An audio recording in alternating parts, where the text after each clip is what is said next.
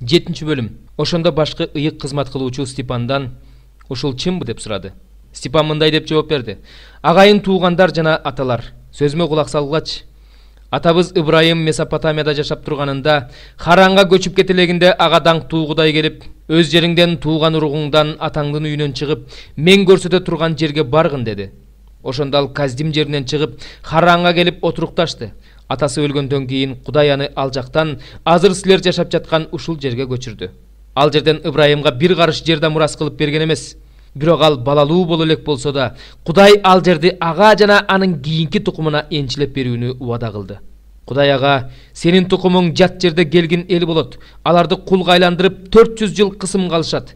Бирок аларды кулга айландырган элди мен өзүм жазалайм. Ошондон кийин алар ал жерден чыгып, ушул жерде мага кызмат кылышат деди. Кудай аны менен келишим түзүп, келишимдин белгиси катары ага сүннөткө отургузуу парызын берди.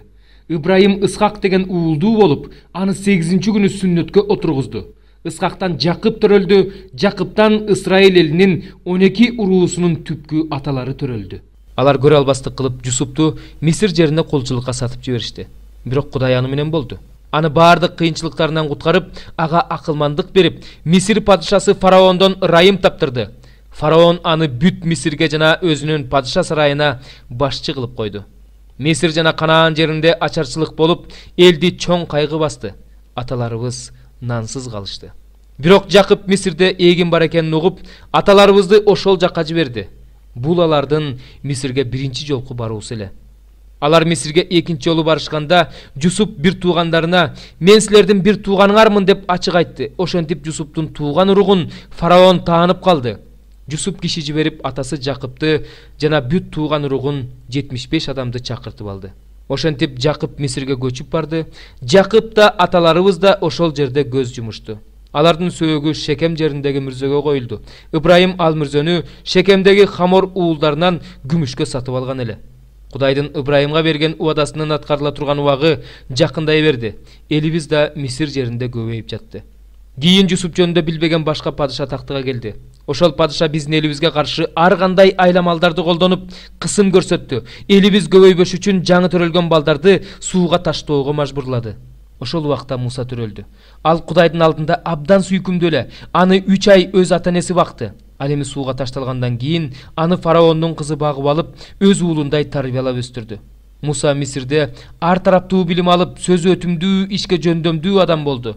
Ал 40 жашында өзүнүн бир туугандары Исраилдыктарды көрүп келүүнү чечти. Барганда алардын бир мисирлик кордоп жатканын көрүп болуша кетти. Мисирликти өлтүрүп кордук көргөн Исраилдык үчүн өч алды. Кудай мен аркылуу куткарарын бир туугандарым түшүнөт деп ойлоду ал. Бирок алар түшүнүшкөн жок. Эртеси күнү Муса эки Исраилдыктын бири-бири менен урушуп жатканын көрүп, алардын жанына келди да аларды элдештиргенге аракет кылып, "Силер бир туугансыңар да, эмнеге бири-бириңер менен урушуп жатасыңар?" деди. Бирок өз жакында кордук көрсөтүп жаткан адам Мусаны түртүп жиберип мындай деди: "Ким сени бизге башчы кылып, соттоочу кылып койду эле? Кечээ Мисирликти өлтүрдүң эле. Бүгүн мени өлтүргүң келип турабы?" Бул сөздөрдү укканда Муса Мисирден качып чыкты. Ал Мидиан жеринде келгин катары жашап турду. Ал жерде ал эки уулдуу болду. 40 жыл өткөндөн кийин Синай тоосунан алыс эмес жердеги чөлдө күйүп жаткан тикендүү бадалдын жалынынан ага Теңирдин периштеси көрүндү. Муса бул көрүнүштү көрүп таң калды. Жакшылап караш үчүн бадалга жакын барганда ага Теңирдин үнү угулду. "Мен сенин ата-бабаларыңдын Кудайымын, Ибраимдин, Исхактын жана Жакыптын Кудайымын." Муса калтырап коркуп, жакшылап караганга даай алган жок. Ошондо Теңир ага мындай деди: "Бут кийимиңди чеч, анткени сен турган жер ыйык жер. Мен Мисирдеги элимдин тартып жаткан азабын көрүп, онтогон үнүн угуп, аларды куткарыш үчүн асмандан түшүп келдим. Ошондуктан баргын, мен сени Мисирге жиберемин." "Ким сени бизге башчы жана соттоочу кылып койду?" деген сөз менен четке кагылган ошол Мусаны Кудай тикендүү бадал ичинде көрүнгөн периште аркылуу башчы кылып, куткаруучу кылып жиберди. Ошол Муса Мисир жеринде, Кызыл деңизде жана 40 жыл бою чөлдө кереметтерди жана ажайыптарды көрсөтүп, аларды Мисирден алып чыкты. Ошол Муса Исраил уулдарына: "Кудай өзүңөрдүн бир туугандарыңардын ичинен мен сыяктуу бир пайгамбарды чыгарат, ошону уккула" деген. Синай тоосунда өзүнө сүйлөгөн периштенин сөздөрүн чөлдө чогулган ата-бабаларыбызга айтып берген Муса ошол. Ал бизге айтып бериш үчүн Кудайдан тирүү сөздөрдү кабыл алган. Аталарыбыз ага баш ийүүнү каалашкан жок. Тескерисинче аны четке кагышты. Жүрөктөрүн Мисирге буруп, Аарунга бизди Мисир жеринен алып чыккан Муса деген неменин эмне болгондугун билбейбиз. Ошондуктан бизди баштап жүрө турган кудайларды жасап бер дешти. Ошентип алар ошол күндөрү алтындан музоо жасап, ошол жасалма кудайга курмандык чалып, өз колдору менен жасалган ишке кубанышты. Ошондо Кудай алардан жүзүн буруп, асман кошуундарына табынган аларды жайына койду. Бул тууралуу пайгамбарлар китебинде мындай деп жазылган: Исраил эли, 40 жыл ичинде чөлдө курмандыкка чалган малыңарды жана курмандыктарыңарды мага арнадыңар беле? Силер өзүңөр менен кошо Молох кудайыңардын чатырын жана Райпан деген жылдыз кудайыңарды алып жүрдүңөр. Силер ал буркандарды табынуу үчүн жасагансыңар, ошондуктан мен силерди Бабылдандан ары көчүрүп жиберем. Чөлдө аталарыбыздын күбөлүк чатыры бар эле. Муса ал чатырды Кудай буйругандай кылып көргөн үлгүсү боюнча жасаган болчу. Өздөрүнүн ата-бабаларынан өткөрүп алган ал чатырды биздин ата-бабаларыбыз Жашиянын жетекчилиги менен көтөрүп алып, ата-бабаларыбыздын алдынан Кудай өзү кууп чыккан элдердин жерине алып киришчү. Дөөт падышанын убагына чейин ушундай болгон. Кудайдын алдында ырайым тапкан Дөөт Жакыптын Кудайына арнап үй куруу үчүн анын өзүнөн уруксаат сураган. Үйдү болсо Сулайман курду. Бирок бардыгынан жогорку адамдын колу менен курулган ибадатканаларда жашабайт. Кудай өзү бир пайгамбар аркылуу мындай деп айткан: Асман менин тагым, жер буттарымды койгон орун. Силер мага кандай үй тургузасыңар? Менин эс ала турган ордум кайсы жер?